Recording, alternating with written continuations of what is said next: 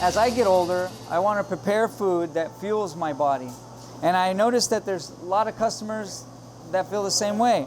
So today we're making a dish named after one of our local hospitals that's here in Pomona. It's Casa Colina. So we named the salmon dish Casa Colina.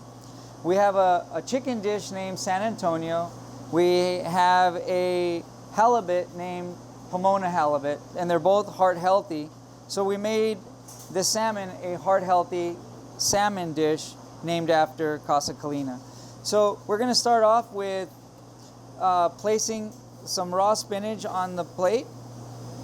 So we're going to kind of cup it together, so making a nice little bed for our salmon dish. Now we're going to go ahead and we're going to place our salmon right on that bed of spinach.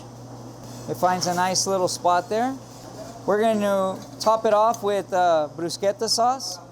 So in our bruschetta sauce we have hearts of celery, red and yellow tomatoes, Swedish cucumbers, olive oil, a little basil, salt and pepper.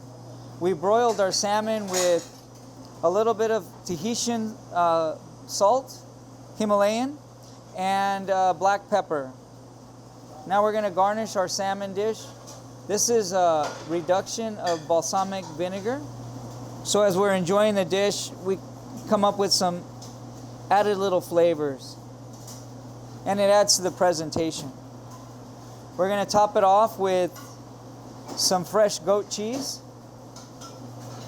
So we made little truffles out of this goat cheese. Then we're going to garnish it with our tomato rosette.